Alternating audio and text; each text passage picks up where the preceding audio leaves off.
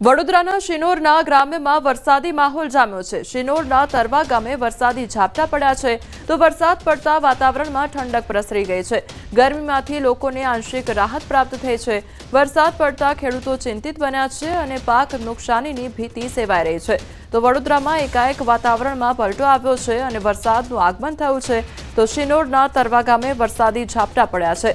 સંવાદદાતા હાર્દિક અમારી સાથે જોડાઈ ગયા છે। હાર્દિક, વડોદરાના એ કયા વિસ્તાર કે જ્યાં અત્યારે વરસાદ વરસી રહ્યો છે, વાતાવરણમાં અત્યારે કયા પ્રકારનો માહોલ જોવા મળી રહ્યો છે? બિલકુલ, જો વડોદરાની વાત કરીએ તો વહેલી સવારથી વડોદરા શહેર અને જિલ્લામાં તડકો હતો, પરંતુ બપોરનો સમય થયો ત્યારબાદ વડોદરા શહેરનું જે વાતાવરણ છે તેમાં પલટો આવ્યો છે। એ જ રીતે વડોદરાનો જે ગ્રામ્ય વિસ્તાર છે ત્યાં પણ વાતાવરણનો પલટો જે છે તે જોવા મળી રહ્યો છે। વડોદરાના જે જુદા જુદા તાલુકા છે તેમાં વાઘોડિયા, ડભોઈ, સાવલી, કરજણ, શિનોર, સાદલી અલગ અલગ જે તાલુકા છે ત્યાં વરસાદી માહોલ જે છે તે જોવા મળી રહ્યો છે। વાદળછાયું વાતાવરણ જે છે તે જોવા મળી રહ્યું છે। શિનોરની વાત કરીએ તો ખાસ કરીને શિનોરમાં વરસાદી ઝાપટા પડ્યા હોય તેવા સમાચાર સામે આવી રહ્યા છે અને શિનોરના તરવા ગામ સહિતના જે આસપાસના ગામ છે ત્યાં અત્યારે વરસાદી ઝાપટા જે છે તે પડી રહ્યા છે।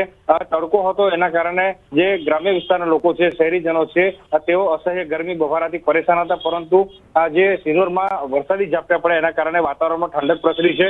બીજી મહત્વપૂર્ણ અને ચિંતાજનક સમાચાર એ કહી શકાય કે ખેડૂતો જે છે તે ખાસ કરીને ચિંતિત બન્યા છે, કારણ કે જે વરસાદી માહોલ જામ્યો છે, જે ખેતરો છે તેમાં ઉભો પાક છે તે બળી જાય અથવા તો બગડી જાય તેવી દહેશત જે છે તે ખેડૂતોને વર્તાઈ રહી છે। વડોદરા વાસીઓ પણ અત્યારે બફારાનો સામનો કરી રહ્યા છે, ત્યારે અત્યારે વાદળછાયું વાતાવરણ છે અને વાદળછાયા વાતાવરણ બાદ સાંજ સુધી લગભગ વડોદરા શહેરમાં પણ વરસાદી ઝાપટા અનુભવાય તો નવાઈ નહીં। જી હાર્દિક, સમગ્ર માહિતી બદલ આપનો આભાર।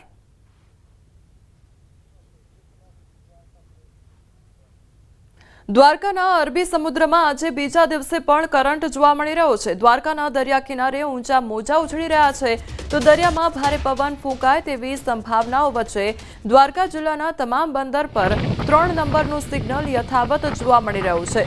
તો દ્વારકાથી અત્યારે જે શક્તિ વાવાઝોડું છે લગભગ 820 કિલોમીટર દૂર છે, પરંતુ અત્યારે દ્વારકાના દરિયામાં કરંટ જોવા મળી રહ્યો છે। સતત બીજા દિવસે દ્વારકાના દરિયામાં કરંટ જોવા મળી રહ્યો છે અને ઊંચા મોજા ઉછળી રહ્યા છે, જેથી દરિયા કિનારે લોકોને ન જવા માટે સતત અપીલ પણ કરવામાં આવી રહી છે। તો તમામ જે બંદર છે તેના પર 3 નંબરનું સિગ્નલ પણ યથાવત જોવા મળી રહ્યું છે।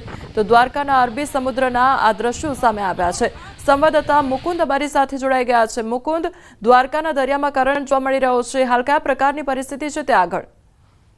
જી, વાત કરવામાં આવે તો વાવાઝોડાની આગાહીના પગલે દ્વારકા જિલ્લાના દરિયાઈ વિસ્તારમાં પણ હાલ કરંટ જોવા મળ્યું છે। સતત બીજા દિવસે પણ દ્વારકાના આસપાસના જે દરિયાઈ વિસ્તાર છે તેમાં ભારે કરંટ સાથે ઊંચા મોજા ઉછળી રહ્યા છે। સાથે વાત કરીએ તો દ્વારકાના જે તમામ માછીમારો છે આ માછીમારોને પણ દરિયામાં ન જવા ખાસ સૂચના આપવામાં આવી છે, તેમજ હાલ દ્વારકા જિલ્લાના તમામ બંદરો પર 3 નંબરનું સિગ્નલ લગાવી દેવામાં આવ્યું છે અને આ સિગ્નલ યથાવત રાખવામાં આવ્યું છે। ત્યારે વાત કરીએ તો દ્વારકાના દરિયાઈ વિસ્તારમાં લોકોને અવરજવર ન કરવા પણ તંત્ર દ્વારા અપીલ કરવામાં આવી છે। જી મુકુંદ, સમગ્ર માહિતી બદલ આપનો આભાર।